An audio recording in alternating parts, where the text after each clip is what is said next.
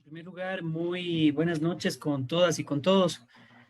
Dar mi más sincero agradecimiento a Juan Carlos Aguiar, quien me ha dado la oportunidad de ser parte de este gran grupo de grandes profesionales de derecho que se desenvuelven y nos desenvolvemos en diferentes áreas. Y realmente ha sido un gran mérito el organizar este grupo, siempre con mucho respeto y sobre todo en los hechos de compartir estos eventos académicos. Bueno, veo ahí algunos compañeros conocidos y qué gusto verlos por acá. Y es en ese sentido que lo que les voy a rogar es tanto lo que dijo Juan Carlos en su momento, si pueden apagar los micrófonos para de esta manera poder ya empezar con el evento, ¿sí?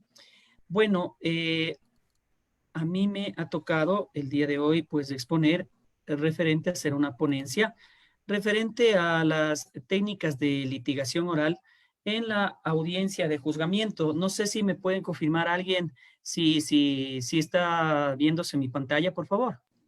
Sí, doctor, sí. Sí está, doctor, compartiendo la pantalla. Muy gentiles, gracias. Bueno, en primer lugar, nosotros lo que tenemos que diferenciar es lo que antes nosotros teníamos como el modelo inquisitivo, que se podría decir, donde se empezaba los procesos penales con el autocabeza de proceso y que a partir del año 2000 ya hubo la reforma tanto al Código de Procedimiento Penal, en donde un poco ya se ingresó con el tema ya de la oralidad, estábamos dando nuestros primeros pasos dentro de un modelo teórico acusatorio garantista, ¿sí? Que entre las principales garantías teníamos el hecho de que se tenía que tener una formulación de la imputación, una carga de la prueba, que como ustedes saben corresponde en este caso a la Fiscalía General del Estado, el derecho a la defensa, ¿sí? De contar con un defensor, ya sea público o privado. En todos estos años hemos ido avanzando y ahora tenemos la Defensoría Pública que garantiza los derechos de una persona, ya sea sospechosa, procesada o demás. ¿Sí? Tenemos asimismo el hecho de, como garantías secundarias, lo referente a lo que es los juicios que ahora son públicos, la oralidad, la legalidad, un rito preestablecido y la motivación. Y sobre todo esto es lo importante del rito preestablecido, que como vemos, esto se da de flagrancia, posteriormente una formulación de cargos y en el caso de una audiencia de juzgamiento, lo cual ya lo vamos a analizar más adelante, ¿sí?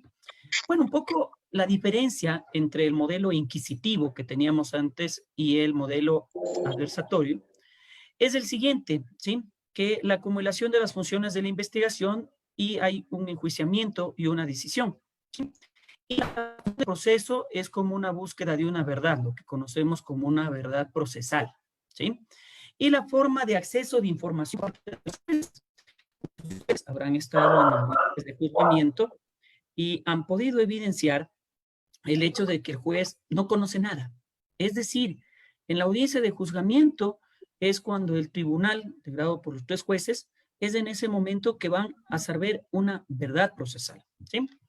Ahora bien, el modelo teórico receptivo actual, el que es nosotros, no es algo inventado por el Ecuador y demás, no sé si alguien por favor puede apagar el micrófono, creo que está prendido. Tenemos nosotros los principios de una acusación específica, ¿sí? Es decir, el hecho de que desde que me formularon cargos, tienen que ser por ese delito, ¿sí? Y en audiencia de la preparatoria de juicio, juzgamiento es una acusación específica, ¿sí? El principio de no autoincriminación, ¿sí? Que es el hecho de que una persona, por más que se declare culpable y demás, eso no menoscaba a que la fiscalía, en este caso, de los titulares de la acción penal, hagan igual investigación y demuestren la existencia de una conducta penalmente relevante y el grado de participación o responsabilidad de una persona, ¿sí? Asimismo, el principio de independencia de la fiscalía, un principio de independencia e imparcialidad judicial también, el principio de que las audiencias son públicas, pero como ustedes saben, con ciertas excepciones de delitos contra la integridad sexual, familiar o delitos contra la estructura del Estado y demás, ¿sí? La presunción de inocencia, que es un principio básico que lo sabemos todos, ¿sí? Y un principio de contestación y defensa, además de un principio de transición o composición, ¿sí? Ahora vamos a entrar un poco ya en lo que es la base o la parte medular de esta ponencia, que es referente a las técnicas de litigación oral en una audiencia de juzgamiento, ¿sí? Debemos partir de lo siguiente. Cada una de estas audiencias, nosotros partimos de que, en primer lugar, tenemos que tener nosotros estructurado lo que es una teoría del caso, ¿sí? Y en base a esa teoría del caso, en una audiencia de juzgamiento, se van viendo diferentes etapas, ¿sí? Como lo que viene a ser un alegato de apertura, posteriormente el examen, el contraexamen, las objeciones y los alegatos de clausura, ¿sí? Ahora bien, por favor, si alguien puede apagar el micrófono, creo que está prendido. Roberto, me sale acá. Si por favor le pueden, sea muy gentil de apagarle el micrófono, porfa. Gracias.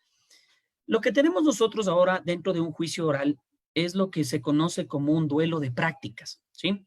Lo que tendríamos antes como una cultura inquisitiva, esto es una verdad histórica, que como antes se establecía que el mismo juez investigaba y el mismo juez te sancionaba, ¿sí?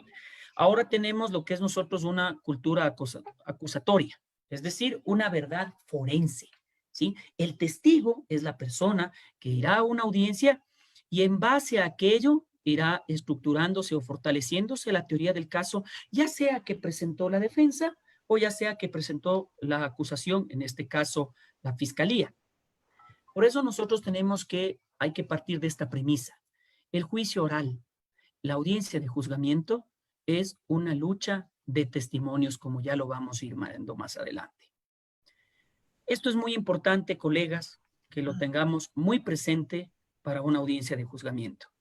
Y esas son, como decíamos, las frases que a veces se nos enseña en diferentes cursos y demás, y lo que también nos va enseñando la práctica, es el hecho de que al juicio no se llega a saber lo que pasó, sino a probar lo que ocurrió.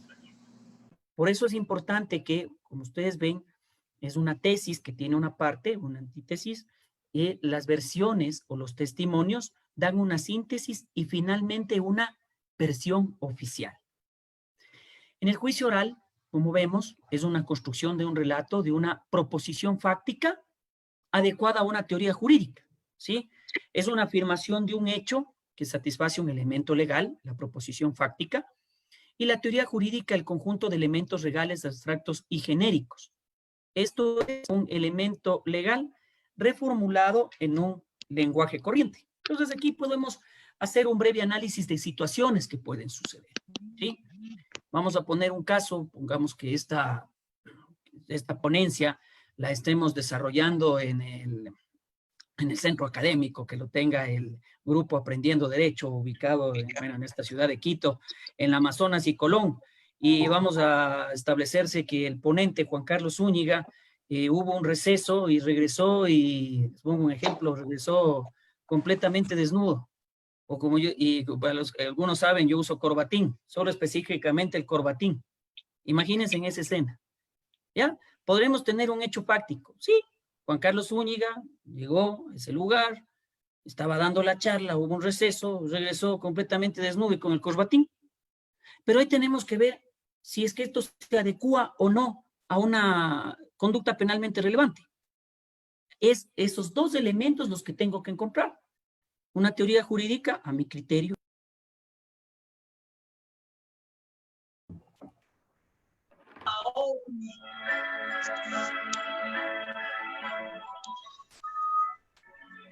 Hola, Doctor, perdón, ¿se me escucha? Sí, doctor, se le bloqueó el micrófono. Ya se lo escucha, doctor. Continuamos. Entonces, como les decía, tiene que estar esto ajustado a una teoría jurídica, ¿sí? Algo que se adecue a un tipo penal. Por ejemplo, vamos a ir por algo fácil.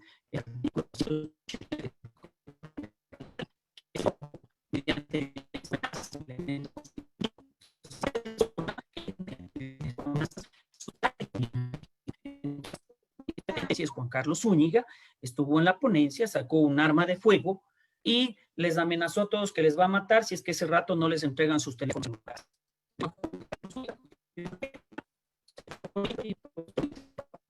Entonces,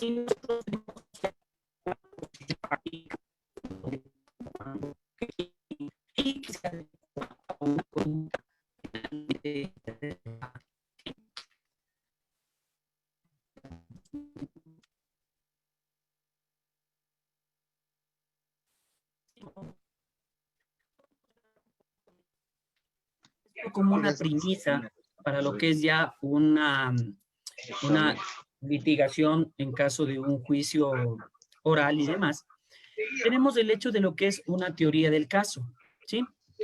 La teoría del caso es una estructura, es un ángulo visual que explica de una forma simple, lógica y persuasiva la historia de algo que realmente ocurrió, ¿sí? Es una idea básica que muestra los hechos, como les decía, es el elemento fáctico, en el marco de una teoría legal, que es el elemento jurídico, y asimismo se establece con qué elementos probatorios yo voy a probar estos elementos. Alguien está prendido el micrófono, tal vez se nos puede ayudar silenciándole, sean muy gentiles. Y asimismo, que tiene que ser dentro de un todo coherente y creíble, que es este elemento persuasivo. Entonces, es en ese sentido que tienen que tener estos 4 elementos, que es muy importante para lo que es una teoría del caso.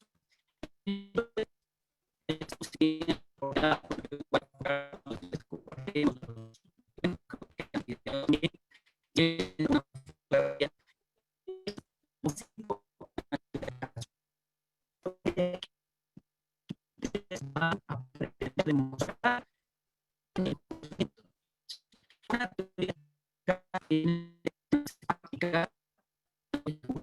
y una base probatoria. Y finalmente esto tiene que estar todo relacionado en una base persuasiva, ¿sí? Entonces ahí tenemos nosotros el hecho de que un relato una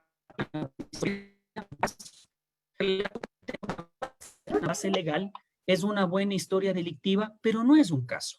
Un relato que tenga una buena base fáctica y base probatoria es una historia probable, pero no un caso. Y un relato que tenga una base fáctica, una base legal, una base probatoria y una base persuasiva, eso ya es un caso. Que tengo que partir, esa es mi teoría.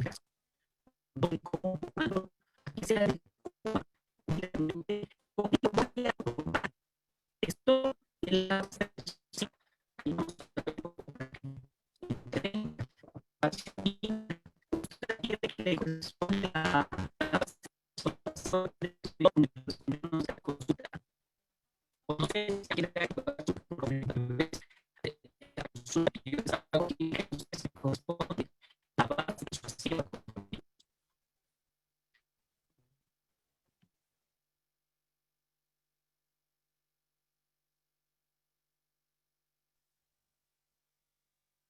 alguien que quiera un poco participar para el hecho de a quién creen ustedes que les corresponde una base persuasiva.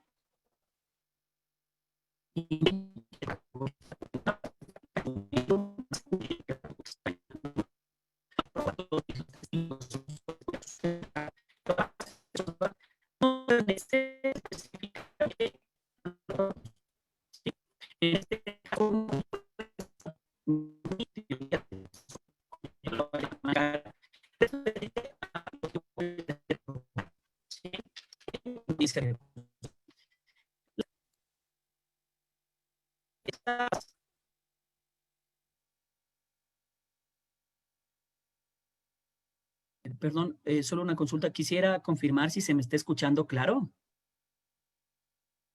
No, no se escucha. Doctor, se le escucha entrecortado. No, doctor.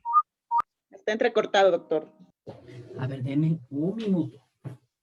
Sean muy gentiles. Voy a probar con otra herramienta. Ahí ya les... Hola, hola. No se le escucha, doctor. Doctor, se le escucha recortado, creo que es Sí, el sí, proveedor, si su quieres, proveedor de dale internet.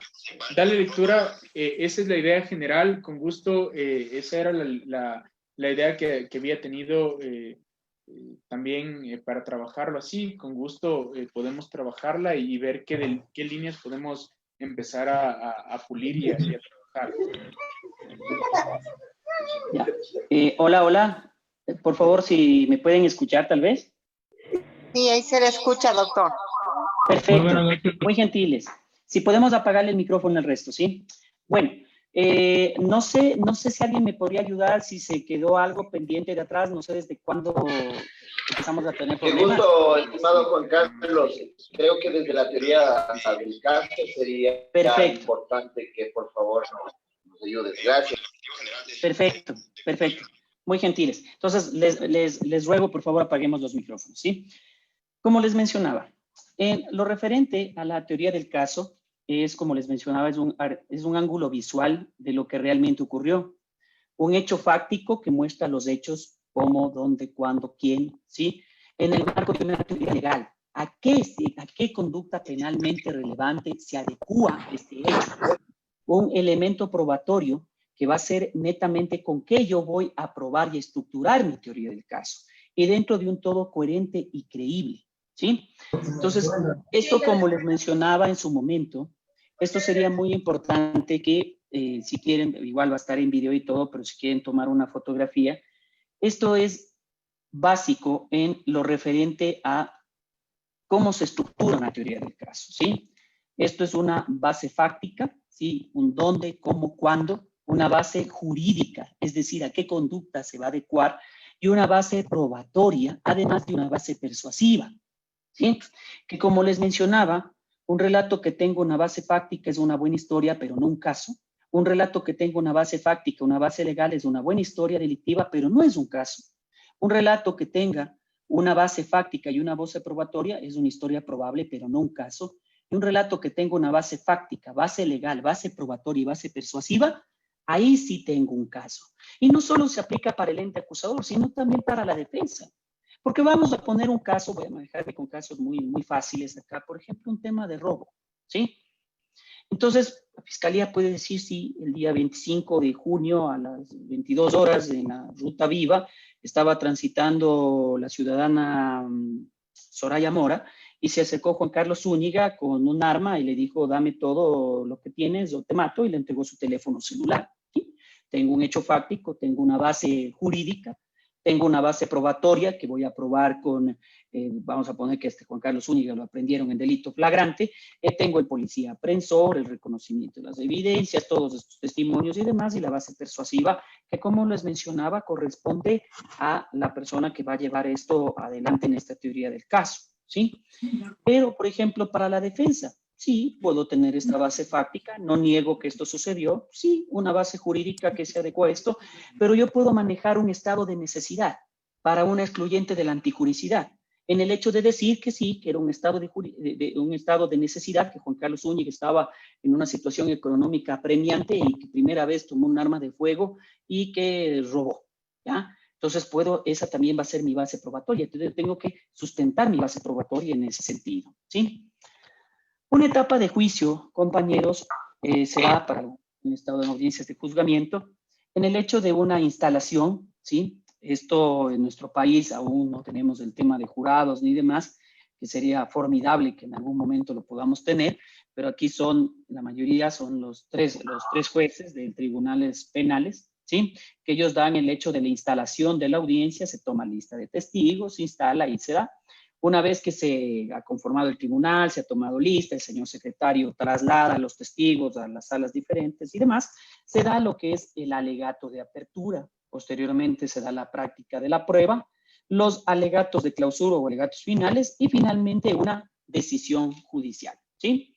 Vamos un poco a entrar ya en lo que es el alegato de apertura, ¿sí? Yo no sé, Juan Carlos, si me puedes confirmar, voy a compartir, no sé si puedo compartir videos acá que los puedan ver, no sé, Juan Carlos, si me podrías confirmar eso. Doctor, si es que tiene el link ahí y se le abre en su computador, sí, no había ningún problema. Sí, ¿no? Ya, vamos a intentarlo. Ojalá salga con el audio. Quiero compartirles un poco de...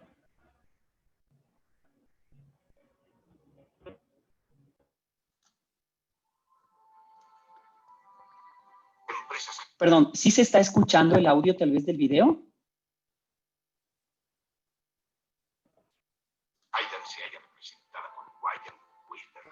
Sí, doctor. Gracias.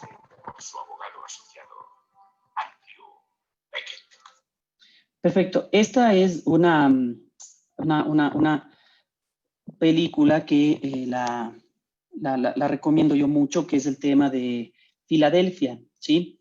donde ustedes podrán ver lo que es una serie de alegatos que pueden ver tanto de apertura, de clausura y referente a un tema que fue. Aquí viene, por ejemplo, el alegato de apertura de Filadelfia. No habrá ningún. Olviden todo lo visto en televisión y en las películas. No habrá ningún testigo sorpresa de último momento. Nadie se pondrá a llorar en el estrado al hacer una confesión. Solo se les presentará una verdad simple. Andrew Beckett fue despedido. Oirán dos explicaciones del porqué de su despido, la nuestra y la de ellos. Dependerá de ustedes examinar cuidadosamente los hechos expuestos por ambas partes hasta que ustedes mismos determinen cuál versión es la más factible. Hay ciertos puntos que debo probarles. Punto número 1, Andrew Beckett es un abogado brillante, grandioso. Punto número 2, Andrew Beckett está afectado por una enfermedad que lo debilita y tomó la decisión comprensible y personal.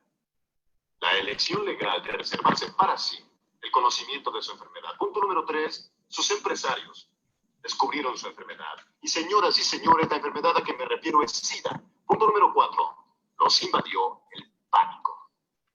Buenas noches, doctor Juan Carlos. Un gusto saludarlo y a todos los compañeros Ante del esta grupo. verdad hicieron lo que la mayoría de nosotros haríamos con el SIDA, y que es tratar de colocarla y a quien la padezca tan lejos de nosotros como sea posible. El comportamiento de estas personas podrá parecerle razonable. Para mí lo es. Después de todo, el SIDA es una enfermedad mortal e incurable. Pero no importa cuál sea su juicio. Ante el comportamiento falto de ética e inhumano de Charles Wheeler y sus socios, lo relevante del hecho es que cuando despidieron a Andrew Beckett por padecer de SIDA, ellos violaron la ley.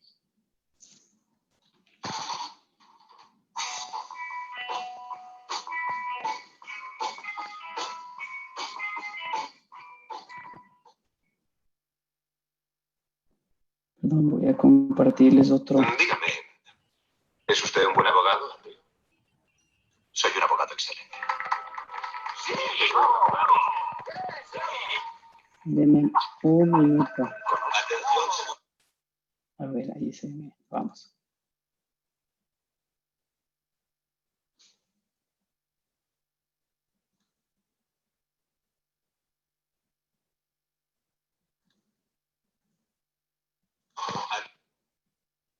Atención, señores. El Tribunal Superior del Condado de San Francisco abre su sesión. El honorable Clark Carrigan preside.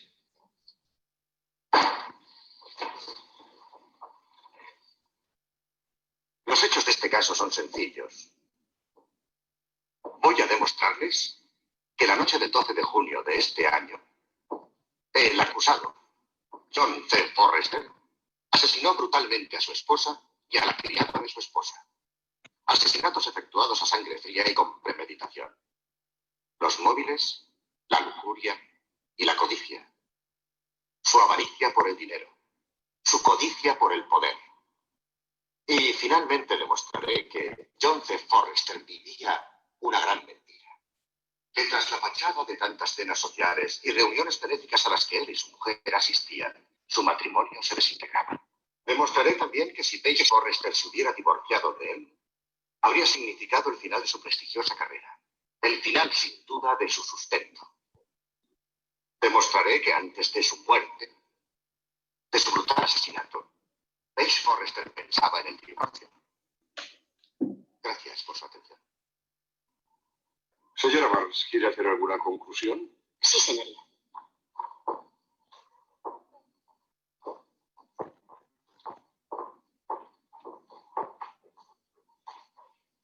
John Forrester no asesinó a su mujer.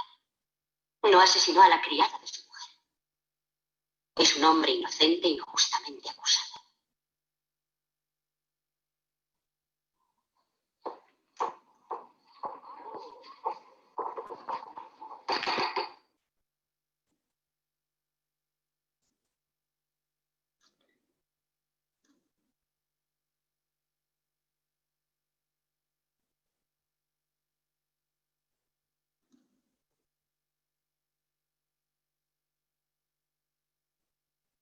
El barrio es parte importante de tu vida.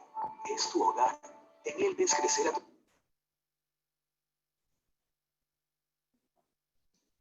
Y cuando toda esa evidencia les sea presentada, cuando todas esas piezas se entrelacen, concluirán, sabrán que Alexander Cullen es culpable de asesinar a 3 personas, a sangre fría y con premeditación.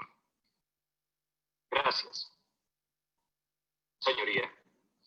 Señor Lomax, ¿podemos descansar para almorzar o desea comenzar? Si es mi elección, lo haré ahora, señoría. No seré tan extenso como el señor Proigo. Proceda.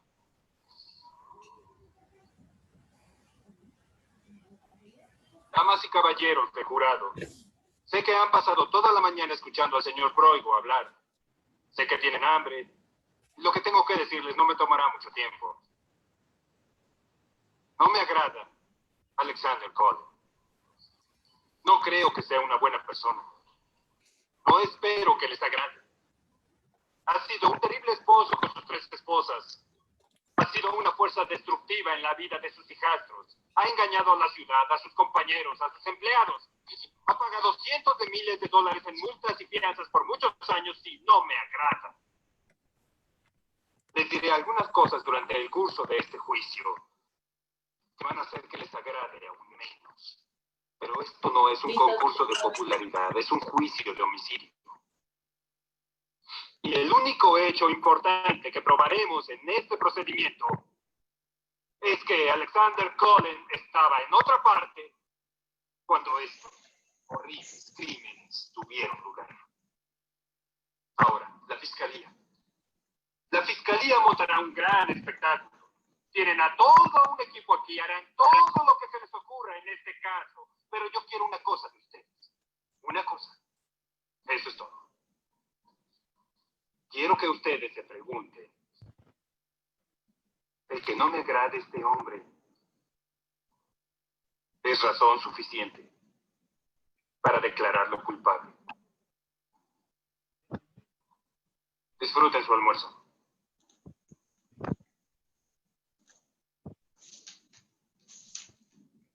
Listo, vamos.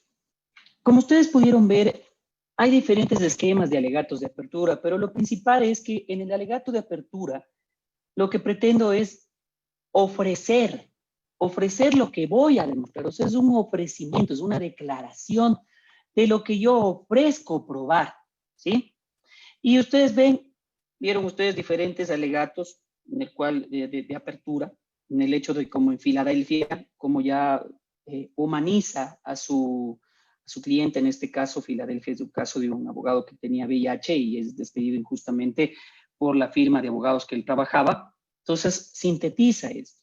Vieron en otro ejemplo que muchos compañeros que están aquí, que son defensores públicos y que a mucho orgullo lo digo, también pertenecía a Defensoría Pública, muchas veces nos ha tocado decir en muchas audiencias, la Fiscalía es el titular de la acción penal y le corresponderá a la Fiscalía quebrantar el principio de inocencia de mi defendido, porque realmente no tenemos algo fuerte para ofrecer al tribunal, sino tratar de sacar nuestro caso en base de las objeciones o en base de las inconsistencias que puedan decir los testigos, o por último manejar una estrategia de que manejar atenuantes o demás que puede darse en ese caso. Y miren, y el otro caso, como es en el alegato del abogado del diablo, es el hecho de dar este alegato de apertura ya evidenciando ciertas debilidades que mi cliente puede ser un mal tipo, un mal esposo, lo que quieran, pero no es un asesino. Entonces son diferentes estrategias de alegatos de apertura que tenemos. Ahora, la estructura de un alegato de apertura, yo considero que siempre se tiene que manejar con una frase. Porque debemos recordar, y ustedes vieron en uno de los videos, cuando el fiscal ya termina de dar su exposición, hasta el juez está como que medio dormido y se despierta cuando le pregunta al abogado de la defensa si es que quiere intervenir. Entonces, lo básico siempre es una frase. Yo considero que también personalizar al caso. Debemos recordar que, al menos en el ámbito penal, son conductas humanas. Son como cualquiera de las conductas que podemos hacer nosotros, el juez, el abogado, la defensa, el fiscal, el procesado, son seres humanos, ¿sí? Asimismo, dar una escena, que es lo que voy a plantear, y asimismo demostrar en base a la prueba que presentaré el día de hoy, ¿ya?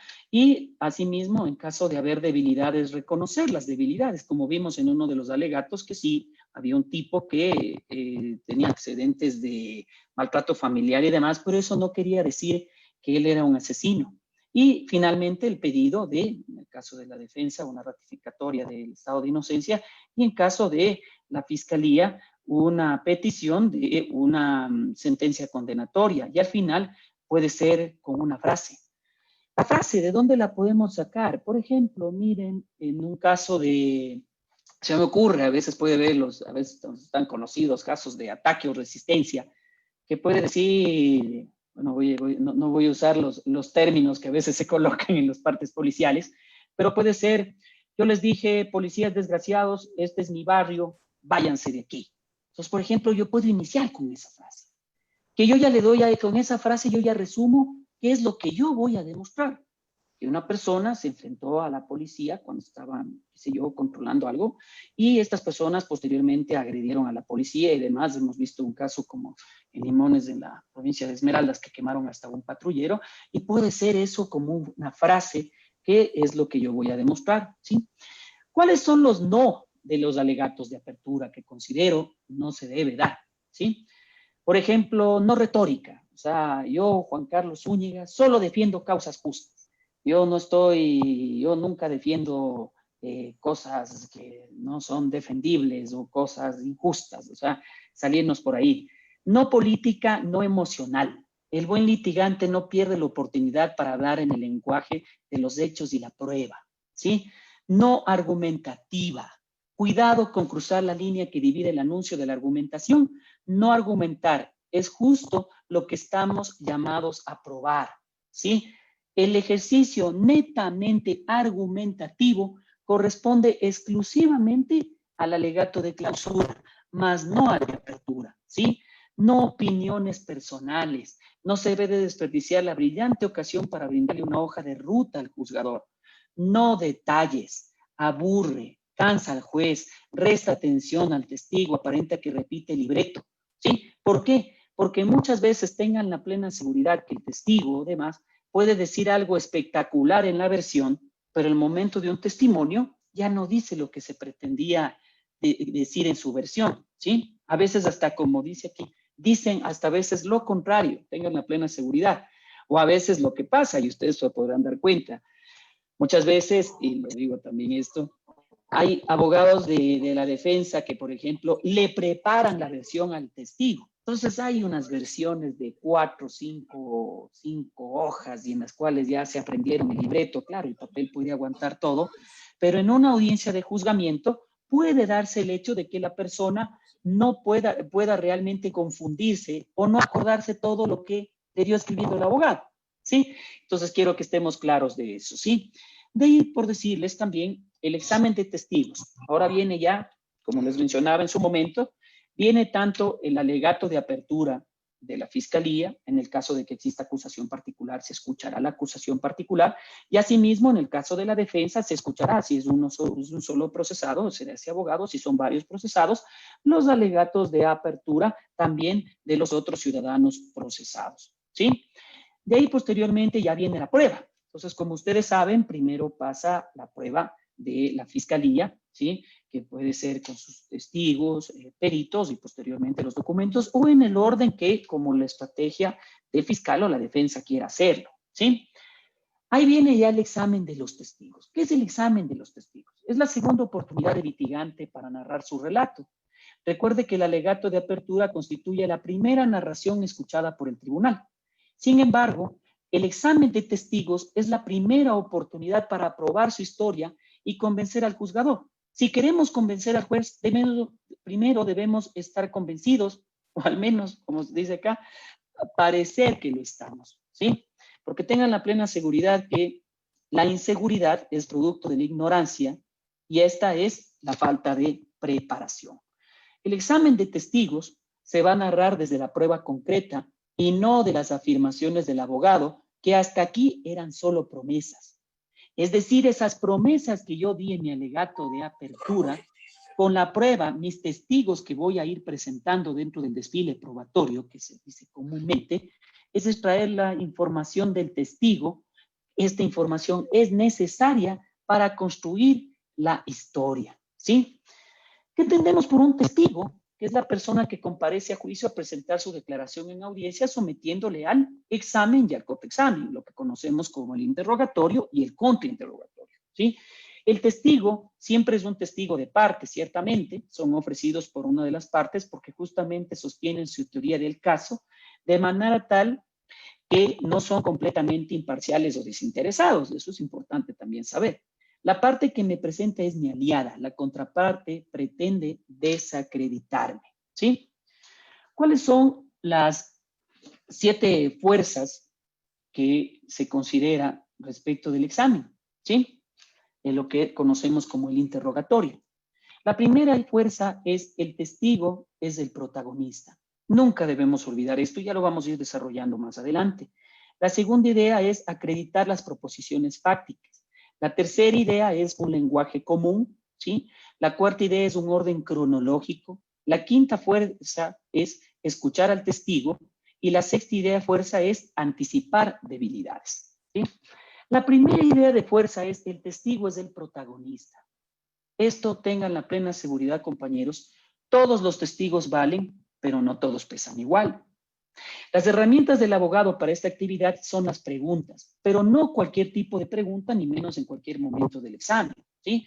Entonces nosotros tenemos, como ustedes saben, preguntas de acreditación, preguntas cerradas, explicativas, abiertas, preguntas de transición, aleatorias y demás. Pero para obtener un examen efectivo es necesario aunar las características de lo que se conoce como el cine y la dieta a través de 2 tipos de preguntas, ¿sí? Nosotros tenemos lo que es las preguntas abiertas, porque una pregunta abierta me permite acreditar ya mi proposición fáctica. Entonces ahí viene el qué, cuándo, por qué, describa, cómo, dónde, explique, díganos, de una manera muy general. Por ejemplo, un policía apresor, ¿por qué su presencia el día de hoy en esta sala de audiencias? Para que él desarrolle. Porque muchas veces ustedes al estar en audiencia, y ya vamos a entrar más adelante en las objeciones, ¿qué sucedió el día 25 de junio en la Ruta Viva e Interocente? Entonces ahí van a decir, objeción sugestiva, le está sugiriendo la respuesta. Díganos cómo se produjo el robo que usted vio, sugestiva, ¿sí? Entonces nosotros tenemos que siempre trabajar con preguntas abiertas. ¿Dónde vienen las preguntas cerradas? Muchas veces las preguntas cerradas para mí vienen cuando el testigo no da la información, porque debemos recordar a veces los testigos, y lo digo con la experiencia, muchas veces en mi calidad ahora de fiscal he tenido que participar en allanamientos y demás, y me han llamado como testigo, y tengan la plena seguridad que no es una experiencia nada agradable estar al frente de un tribunal y estar con el miedo de que perjurio y que me vayan a declarar mentiroso, si es que me olvido algún detalle o algo, no porque voy a mentir, ¿no? Pero ¿cuándo viene la pregunta cerrada? Cuando muchas veces usted le pregunta, ¿por qué está aquí? Porque me llamaron. ¿Pero por qué le llamaron? No sé, me llegó el telegrama de la policía que tenía que estar aquí, ¿ya? Entonces ahí viene un poco ya lo que es el tema de la pregunta cerrada, o sea, ¿qué realizó usted? Entonces, como ustedes pueden ver, hay lo que es la pregunta abierta y la pregunta cerrada, que lo que es ya un poco es en base a lo que dijo el testigo para que sea un poco más específico en detalles que a usted le interesa que el testigo entregue al tribunal. Entonces, aquí, por ejemplo, tenemos el litigante que le pregunta qué pasó el 2 de febrero de ese año. Entonces, pero claro, para que no me objeten como sugestiva, ojalá mi testigo haya dicho que el 2 de febrero hizo algo, ¿no? Testigo, estaba llegando a casa, antes de abrir la puerta escuché un grito, corrí a la calle y observé cómo un sujeto saltaba el cerco de mi vecino. De pronto un gato negro cruzó. Como yo soy bien cuidadoso, no caminé por donde cruzó porque una vez hace mucho tiempo, entonces imagínense, o sea, ya se salió el tipo con el tema del gato. Entonces ahí usted como litigante tiene que encaminarlo nuevamente para que dé información de calidad al tribunal que le interesa que se encontró con el gato. Entonces ahí usted tiene que entrar y decir, luego de ver a este sujeto, ¿qué sucedió inmediatamente después? Entonces, ahí el otro ya se ubica, ¿no? Su testigo, si es que está en su secuencia, y dice, ya, eso me salió gritando don Juan, mi vecino gritaba, ladrón, ladrón, ayúdeme. En eso recordé cómo hace tiempo le robaron a mi abuelo. Señor Rodríguez, por favor, centrémonos en lo que sucedió aquel día. Después de los gritos, ¿qué pasó? ¿Sí ven? Entonces, ahí toca hacer preguntas cerradas cuando el testigo en realidad no da toda la información que yo quiero para el tribunal, cuidando, por supuesto, que en estas preguntas cerradas no sean sugestivas, ¿no? El lenguaje común, por ejemplo, miren, yo creo que esto se da más que todo en lo que es a veces los peritos, ¿sí? Si alguien puede, Sebastián Vasco, creo que está con el audio prendido, vamos. Los peritos usan un lenguaje técnico, no obstante debemos transformar sus tecnicismos en un lenguaje sencillo y eso se logra a través de preguntas explicativas, ¿sí? Invitan al testigo o ilustran sobre términos utilizados. Y aquí yo les he puesto, por ejemplo, este ejemplo, ¿sí? Perito Bernales, ¿a qué conclusión arribó en su pericia de absorción atómica? Entonces ahí el testigo le dice, básicamente se encontró en la mano derecha del acusado restos de nitros y bario en pequeñas cantidades. ¿Cuál es la causa de la presencia de estos químicos? Preguntan. Evidentemente se trata de un típico caso de contagio por deflagración posterior. Entonces, ahí viene la habilidad también del litigante. Usted, claro, el testigo le da la información que usted le consultó, pero es algo que los señores jueces no saben, ¿sí? Entonces usted tiene que evidenciar esto. ¿Cómo no? Entonces, ¿puede explicarnos a qué se refiere con el término contagio por deflagración posterior? ¿Cómo no? Al momento de apretarse el gatillo se produce una combustión que emanan nitritos, bario y sobre todo plomo, elementos que se adhieren a la mano de quien dispara y son imborrables. Este fenómeno se conoce como contagio de deflagración, pero como cuando se hallan nitritos y bario, no plomo, esto quiere decir que se produjo el contagio después de haberse disparado el arma. Entonces, si ven, el testigo ya le está dando a usted la información, pero en un lenguaje que podamos entender.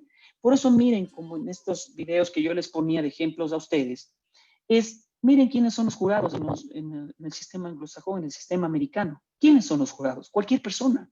Porque cualquier persona tiene que entender lo que usted quiere probar. En este caso son 3 jueces de los tribunales, ¿sí?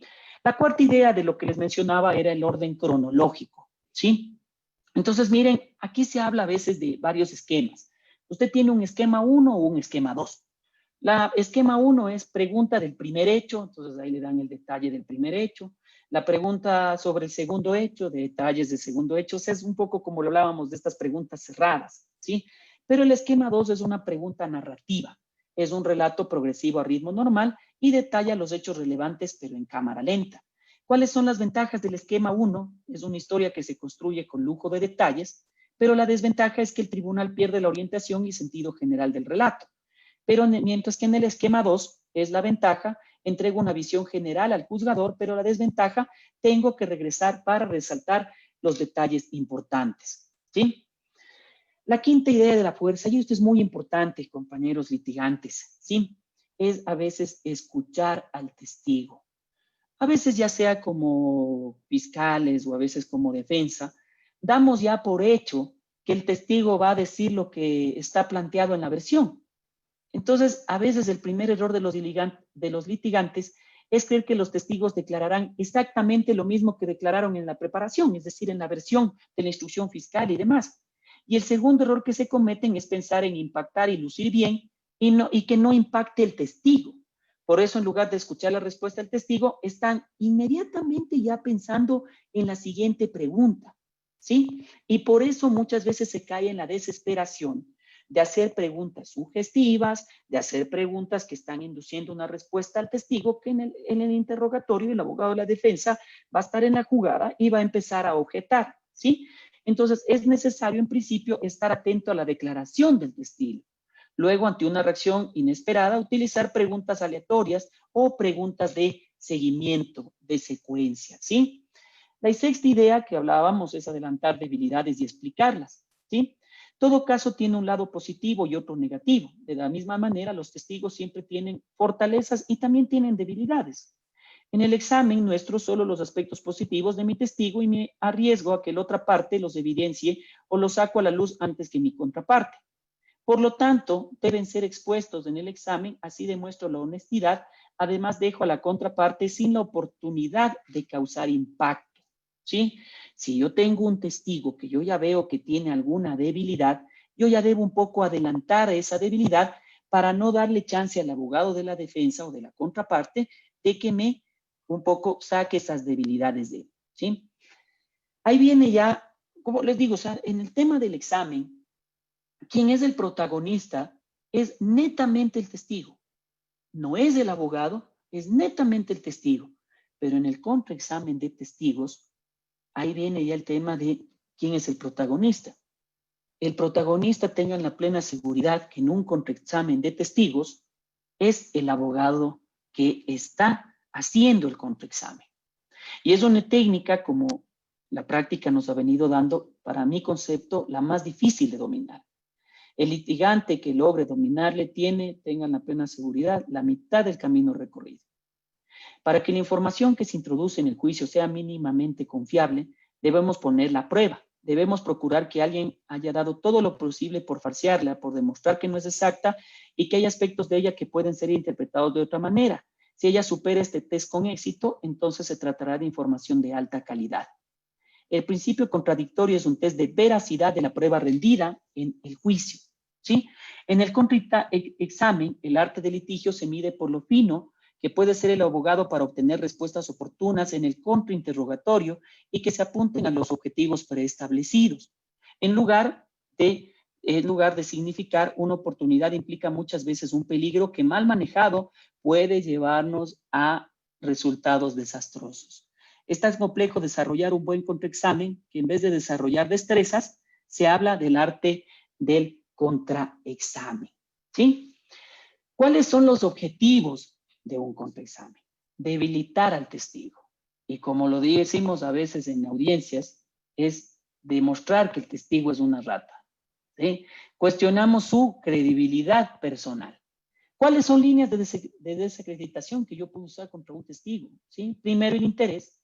El testigo no es veraz porque tiene un interés personal comprometido con el resultado del juicio. Una conducta previa.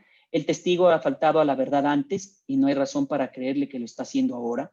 Circunstancias personales. Pueden ser sentidos, percepción, memoria, comunicación. Circunstancias externas que puede ser un ruido, una distancia, una iluminación, sonidos. Alguien que no ve bien, ¿sí? Y que dice que puede ver a 1 kilómetro de distancia, que pudo ver cómo se dio un asesinato y demás.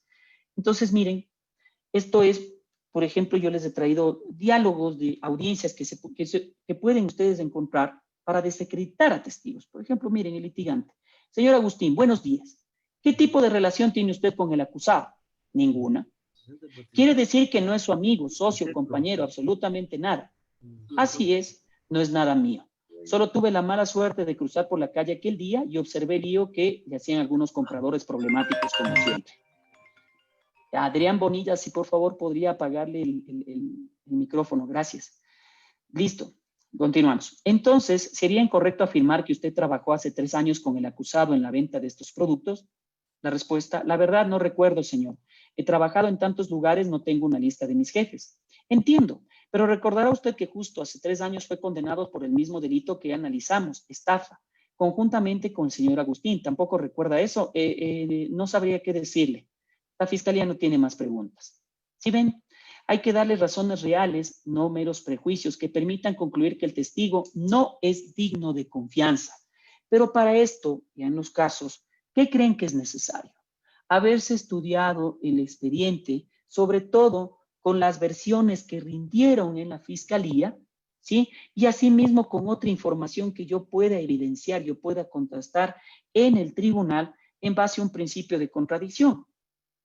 ¿Cómo es este principio de contradicción? Y muchas veces, lo digo con mayor respeto, hay abogados que no sacan a relucir esto.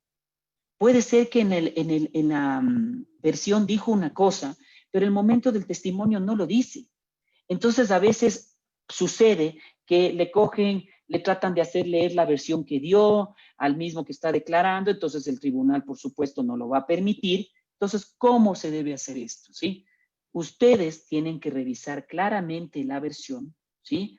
Y en base a esa versión hacerle preguntas y en la cual el testigo pueda ser como este señor que descubrimos que es un mentiroso, y ese momento la versión solicitarle al tribunal que a través de secretaría de lectura de lo que dijo.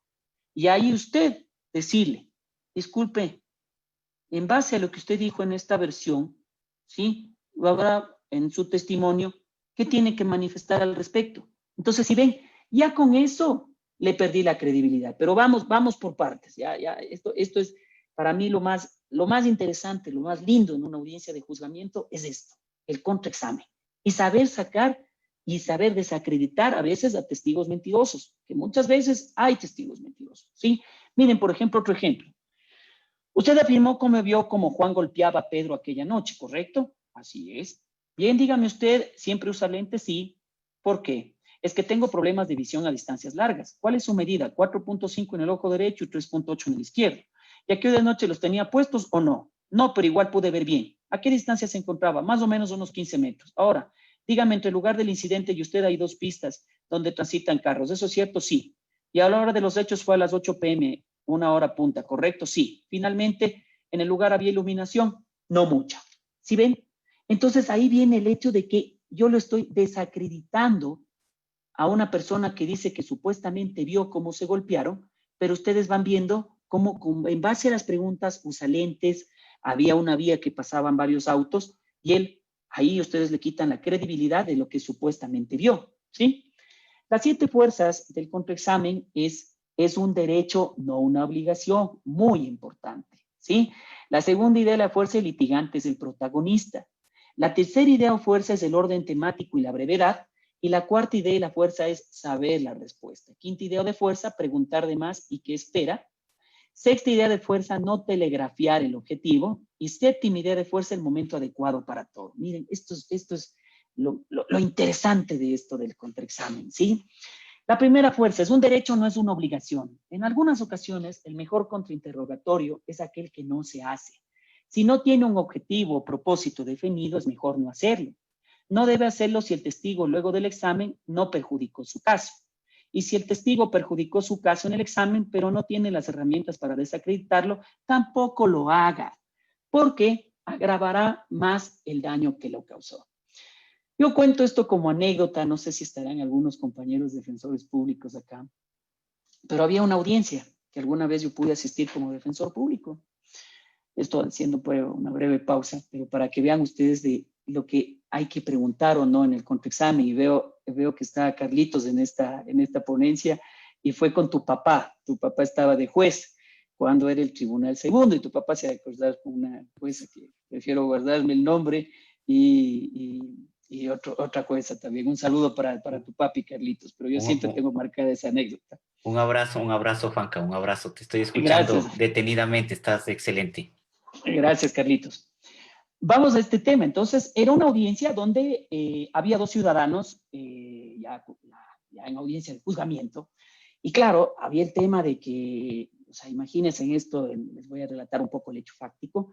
En un KFC en el centro histórico de la ciudad de Quito se entran 2 ciudadanos con armas, se acercan a las cajeras y mediante estas armas, amenazándoles, se roban el dinero de la caja, activaron un botón de pánico y les cogieron a estos ciudadanos. Entonces uno de estos ciudadanos tenía abogado particular y el otro, el defensor público, que era yo.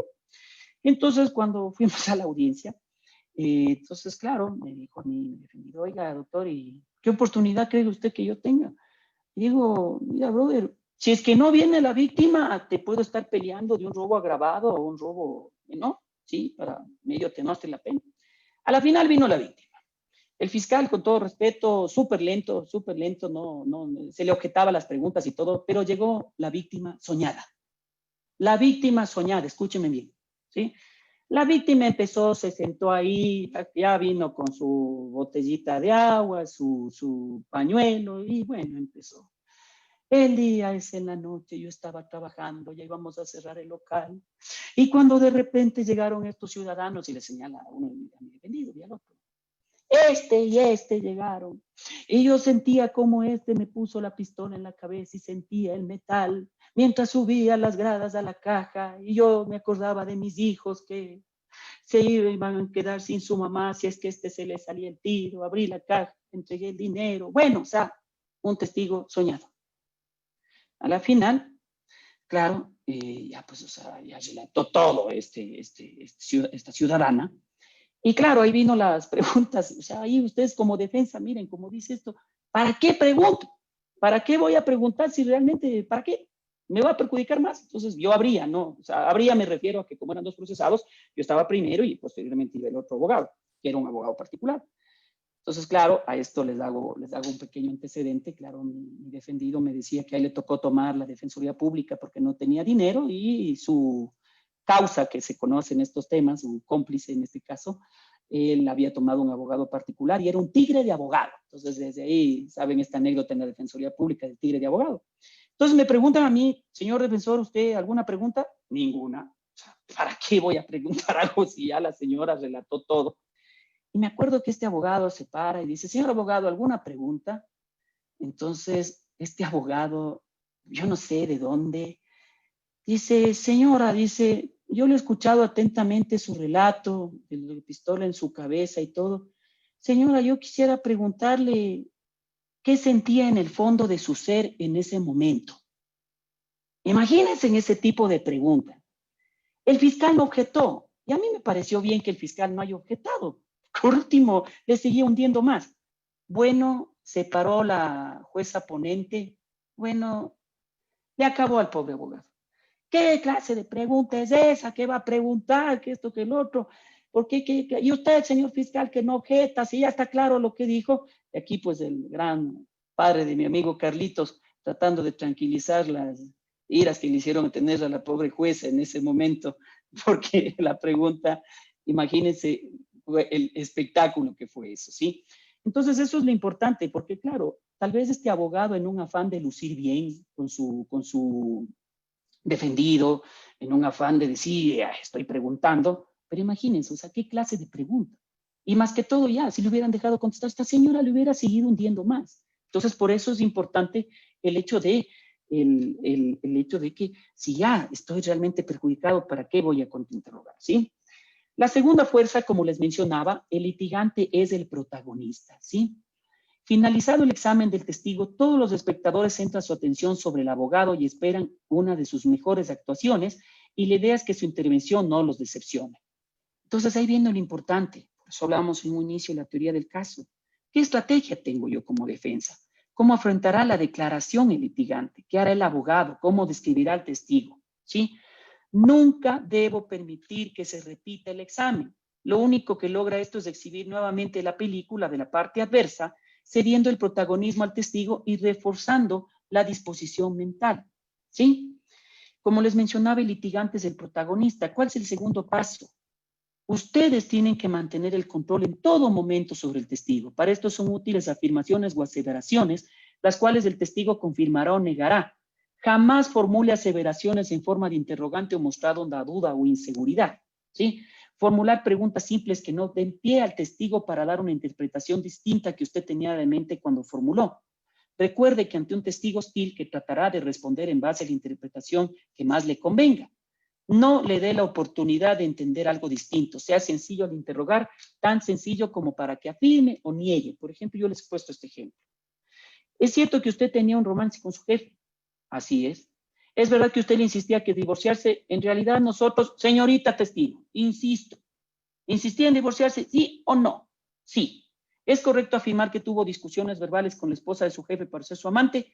Ella nunca. ¿Tuvo o no tuvo discusiones? Sí. Mientras menos abra la boca el testigo, mejor. Mientras menos hable mayor control se tendrá sobre él. ¿Sí? El tercer paso, nunca, lo repito nuevamente, nunca permitir que el testigo dé explicaciones. Tiene que controlar al testigo hostil haciendo una pregunta tras otra a fin de que haya lapsos de tiempo entre las mismas. El propósito es evitar que el testigo piense, fabrique o maquine la respuesta. Es decir, sin que haya lapsos de tiempo entre las mismas, ¿sí?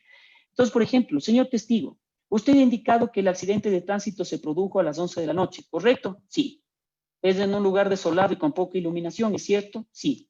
¿Usted se encontraba a 10 metros de distancia de su esposa? Sí. ¿Usted tiene problemas de visión? Así es. Entonces, ¿cómo pudo haber visto que fue mi patrocinado quien atropelló a su esposa? Miren, por ejemplo, hay una pregunta de más. Ya con las anteriores, ya dejaba una duda, pero miren la respuesta.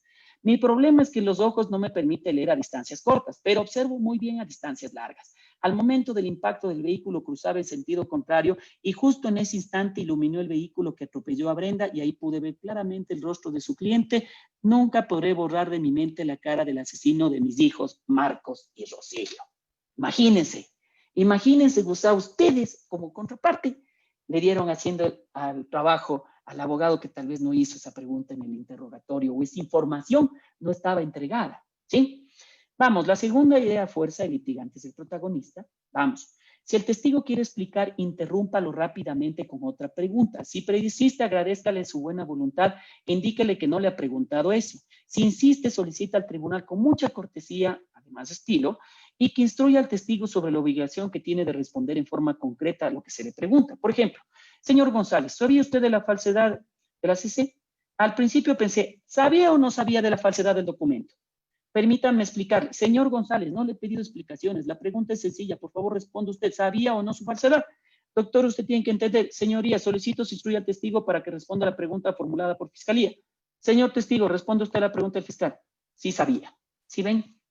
Entonces ahí le estamos acorralando. Cuarto paso.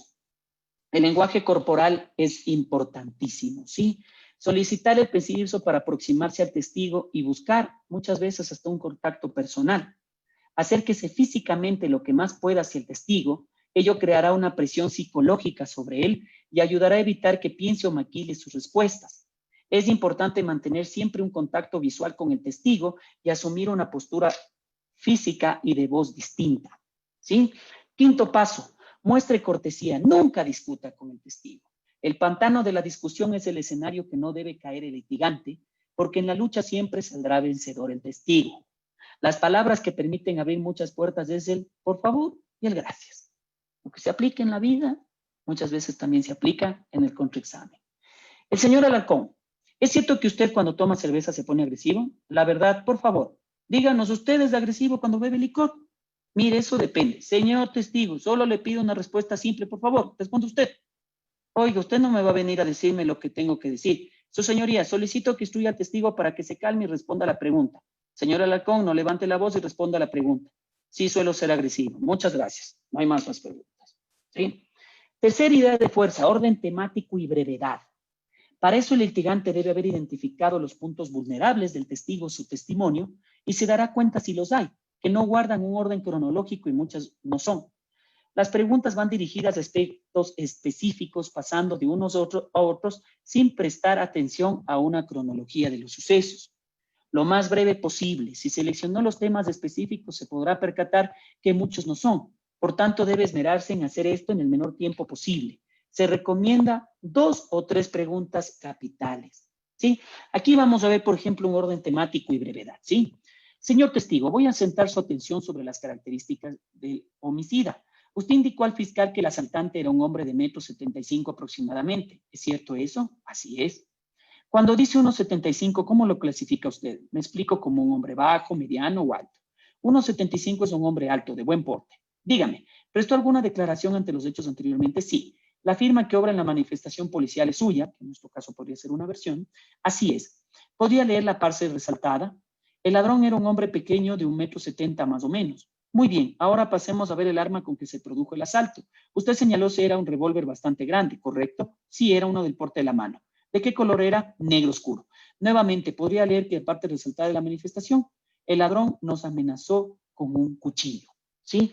Entonces, si ven ahí las contradicciones que se dan, que bueno, en la práctica, aquí, o al menos les hablo de los tribunales de Pichincha, no se da en este hecho que al mismo testigo se le da su versión, sino que a través de secretaría se pide que previamente, eso sí, el testigo diga que es su firma la que está en esa versión y se establezca una contradicción. Entonces dice el tribunal, quiero establecer una contradicción, por favor, por secretaría, que se dé la lectura y ahí se resalta lo que se quiere dar como una posible contradicción, ¿sí? Esta es la cuarta idea de fuerza, creo que es muy importante, que es saber la respuesta del testigo. Nunca hacer una pregunta en un contraexamen si no se sabe la respuesta del testigo. Para hacer un examen efectivo al abogado tiene que haber el hecho de su trabajo de investigación. Antes del juicio, cuando llegamos a juicio, conocemos las respuestas, o si no, simple, no hacemos las preguntas. Al juicio no se va a buscar información, sino a mostrarla. Cuidado con salir a pescar. Esto es, no se ve que me va a responder el testigo por a ver si algo me sale, ¿sí? O sea, es decir, yo me voy a aventurar. Eso me recuerda a un compañero, creo que está también en esta ponencia, David Gutiérrez, que él, claro, para conquistar a sus enamoradas, él le decía que era un gran pescador, pero claro, les llevaba a una pesca deportiva porque sabía que le iba a salir una buena pesca. no se iban como, me acuerdo, mi papacito nos llevaba a la laguna de Papayacta y a estar todo el día ahí sin pescar nada, ¿sí? Entonces, eso es lo importante de saber la respuesta del testigo. No ir a pescar, no ir a averiguar si me resultará, si me saldrá la respuesta, porque puede salirme algo que más bien me resulte algo contraproducente, ¿sí? Quinta idea de fuerza, cuidado con la pregunta de más y que espera que le respondan, ¿sí? Muchas veces los litigantes cometen el grave error de emocionarse cuando están logrando desacreditar al testigo o al testimonio. Y una vez de dejar sus argumentaciones para el alegato de clausura, argumentan con el testigo lo que les permite explicar o aclarar la supuesta desacreditación, ¿sí? Dos caras de una misma moneda, la pregunta de más y qué esperaba que el testigo respondiera, ¿sí? Asimismo, el hecho de no telegrafiar el objetivo, no hacer las preguntas en un orden claramente identificable o predecible para el testigo. De esta forma será más difícil definir hacia dónde se dirige usted. Tampoco sean extremistas en hacer preguntas confusas. Recuerde que lo más útil es la combinación de preguntas. Empiece con preguntas sugestivas en un solo punto, luego tenga respuestas. Ojo, hablo de preguntas sugestivas porque ustedes saben que en el contraexamen sí caben las preguntas sugestivas, ¿sí? Vuelvo al tema. Luego, obtenga respuestas de una forma veloz. Varía a preguntas de transición que permita saltar a otros temas de un ritmo rápido, de manera tal que evite que el testigo entienda el punto que desea arribar, ¿sí? La mayoría de ocasiones no debe atacar apenas inicie el contraexamen. Antes de propinarle un golpe mortal, déjelo que tome confianza, que se sienta dueño de la situación, que se sienta vencedor e intocable. Duérmalo primero. Esté pendiente al mejor instante del testigo para darle el golpe certero, ¿sí? El golpe final. Por ejemplo, en este caso, señor Álvarez, buenos días, buenos días. Usted ha indicado que observó a Luis darle golpes de puño en la cara a Miguel. ¿Es cierto eso? Sí, yo observé cómo se acercó y lo golpeaba con mucha crueldad. ¿Qué quiere decir con la frase mucha crueldad? Uy, que era un desalmado, le hacía sufrir al muchachito el mismo estilo de un boxeador. Cuando dice boxeador, ¿sería justo decir que le pegaba con el puño? Le estoy diciendo como un boxeador, y que yo sepa, los boxeadores solo golpean con el puño. ¿Acaso golpean con otra parte del cuerpo? Le entiendo, pero en el caso de Luis, ¿con qué lo golpeaba? Por Dios, le digo que lo hacía como boxeador, eso quiere decir que le pegaba con los puños. Cuando dice puño, ¿se refiere a ambos? Claro, sí le digo en plural y me refiero a ambos, doctor. Muy bien, señor Álvarez. ¿Usted declaró anteriormente sobre estos hechos? Sí. ¿Esta es su firma? Sí. ¿Podría leer la parte resaltada? Que, ojo, hago un paréntesis aquí, esto se hace, al menos les hablo aquí en Pichincha, se hace la lectura, la versión al tribunal, ¿sí? Al secretario del tribunal. ¿Podría leer la parte resaltada? Observé que el muchacho más alto agarraba al más bajo a punta de patadas.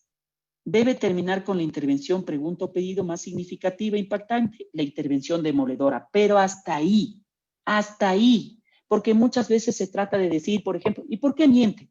¿Y por qué dijo eso en la versión? Y acá viene a decir, no, ya la información que usted, o al menos la información que usted le dio al tribunal, es que este que está sentado aquí al frente es un pobre mentiroso, que aquí vino a decir que eran golpes de puño, pero a la final fueron golpes de patadas, ¿sí? Cuando se tenga la suerte de haber podido lograr destruir al testigo, sepa cuándo terminar con él. No siga abusando del caído, pues lo que logra convertir en víctima o mártir frente al juzgador, el tribunal como castigo por su abuso con el testigo ya abatido, podrá resolver el caso en su contra. Miren, muchas veces pasa esto, yo lo digo más en experiencia, muchas veces con los testimonios de las personas acusadas o procesadas, ¿sí? Que claro, dan su testimonio y esta se ve claramente que está mintiendo y muchas veces sucede, y no me van a dejar mentir, por más que el abogado de la defensa le dice, por Dios, afócase a su derecho al silencio, esta persona habla y sigue hablando y cae en una serie de contradicciones que son terribles, ¿no? Entonces, usted puede llegar a un punto en que lo puede destruir, pero tenga la plena seguridad que también el juez, él también tiene corazón. ¿Sí o no, doctor Aguiar? ¿Sí? Entonces el juez también tiene su corazón, tiene también su lado humano, que también lo sabe ver que el fiscal está siendo abusivo, ¿sí? Que por último es una prueba de descargos, no es ni siquiera una prueba para sustentar su caso, pero está viendo en el sentido de que le está destruyendo a esta persona. Vamos. De ahí viene otro arte que a mí me parece muy oportuno, y en el cual en estas épocas de pandemia que estamos viendo a través de estas videoconferencias, Zooms y demás, Yo respeto mucho y entiendo la situación del país, pero mi criterio personal, Juan Carlos Zúñiga, lo digo a mi criterio personal, o sea, se debería darle estas audiencias telemáticas, pero una audiencia de juzgamiento yo no creería posible, porque yo creería que el momento de objetar, imagínense, aquí a veces, ustedes ven, a veces se va el audio, a veces no se va, a veces me escuchan y todo. Imagínense en el momento, si a veces en una audiencia en vivo, a veces se me puede pasar una objeción, que por más que yo diga objeción, el testigo de los nervios contesta o demás, imagínense en una audiencia a través de estos medios, objetar. Ya el momento que usted objetó, quién sabe, ya respondió y ya está en la otra pregunta, ¿ya? Entonces viene el arte de las objeciones.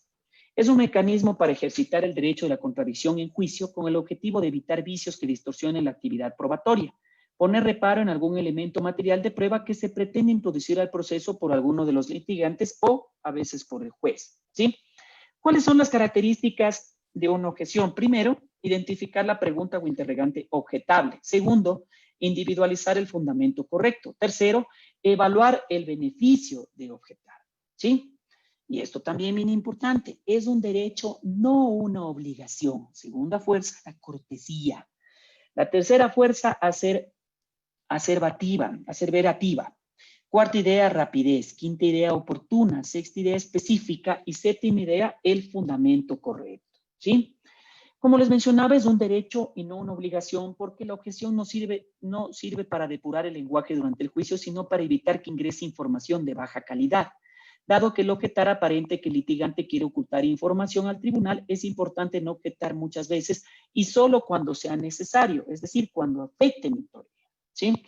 La objeción es un acto que interrumpe la escena del juicio, por lo que debe hacerse de manera profesional, no debe percibirse como acto personalista o impetuoso. Se debe objetar en forma muy amable y ser aceptado, no la objeción siempre se debe determinar, gracias, su señoría.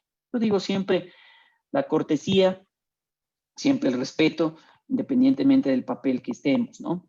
Es difícil exhibir una expresión dolorida mientras los labios dicen gracias. Puede confundir al jurado acerca de la parte que prevaleció en la pugna, ¿sí? La tercera fuerza, aseverativa. La parte que formula la objeción debe ponerse de pie y con mucha firmeza y mucho respeto expresar objeción, su señoría. Esperar que el juez le solicite el fundamento de la misma. El volumen de la voz debe ser suficiente para ser escuchado por el juez y disuadir al testigo de contestarle interrogante. La objeción formulada con cierto aire de disculpa no llega al tribunal.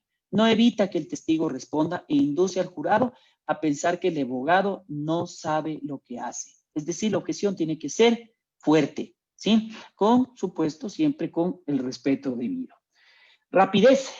El juicio es un escenario caudaloso y demoledor. Por tanto, el litigante debe ser muy atento a la formulación de preguntas de la contraparte, analizar el interrogante, detectar la prohibición, hallar el fundamento y evaluar la conveniencia de la objeción en cuestión de segundos, ¿sí? Por eso les decía, estos temas a través de estos sistemas Zoom, Polycom y demás, yo creo que en el respecto al tema de rapidez, depende ahora de la rapidez de la red con la que estén conectados los abogados. Oportuna. Se formula la objeción tan pronto inmediatamente después de haber formulado la pregunta y antes de que el testigo haya respondido. Puede formularse una objeción en medio de la pregunta solo cuando la pregunta misma contiene la información inadmisible. El daño provenía de la pregunta, no de la de respuesta. Sexta idea específica. La parte debe individualizar qué es lo que se objeta. No es fundamento válido objetar en forma genérica alegando que la prueba perjudique el caso. Pues de ser así, todas las preguntas serían objetables, ya que toda la prueba de la parte contraria debilita mi caso, ¿sí? Y debe buscarse siempre el fundamento correcto y debe invocarse en el sentido de preguntas sugestivas cuando el interrogante contiene la respuesta en el interrogatorio, más no en el contrainterrogatorio, ¿sí? La pregunta capciosa que el interrogante induce un error al testigo, la pregunta confusa, ambigua, vaga, que el interrogante es compleja, sugiere distintas cuestiones y la amplitud para responder, la pregunta impertinente, que intentan obtener una información que no tiene relación sustancial con el objeto de la prueba, la pregunta de opinión o conclusión, que el testigo nos puede decirnos lo que vio, lo que oyó, lo que él papó, lo que olió, lo que le gustó, incluso que sentía, pero no puede opinar ni menos concluir. La excepción está en la regla en los peritos, ¿no? Que siempre que hayan dado previamente acreditados entre la materia o demás, y se puede dar en base a sus conclusiones, ¿sí? La pregunta repetitiva, que se pregunta una pregunta anteriormente ya respondida, la pregunta especulativa que interroga sobre un hecho inexistente, La pregunta que tergiversa la prueba, cambia o altera la información producida en juicio, suministra información que no ha sido objeto de la prueba en juicio. La pregunta al testigo de oídas, que pide al testigo que proporcione información sobre la que no tuvo acceso personal, sino la conoció en referencia de otra persona. La pregunta compuesta, que es la interrogante que contiene más de una pregunta. Pregunta en forma hostil, hostigamiento, presión abusiva sobre el testigo que va a responder. Una vez que, como ustedes saben, va el alegato de apertura, como hablábamos, la prueba que presenta la fiscalía, que muchas veces a su orden es testimonial, posteriormente pericial, con los peritos, los testigos que hicieron los peritajes, y finalmente la prueba documental. Posterior viene la prueba de la defensa, que en primer lugar puede ser el testimonio de su defendido, que puede hablar, o en su defecto acogerse a su derecho legal o constitucional al silencio, ¿sí? Posteriormente vienen, si es que habrá otros testigos de la defensa, la prueba documental, y finalmente ya vendrán los alegatos de clausura, ¿sí? Voy a hacerles ver un pequeño video de un alegato de clausura que les voy a compartir, por favor.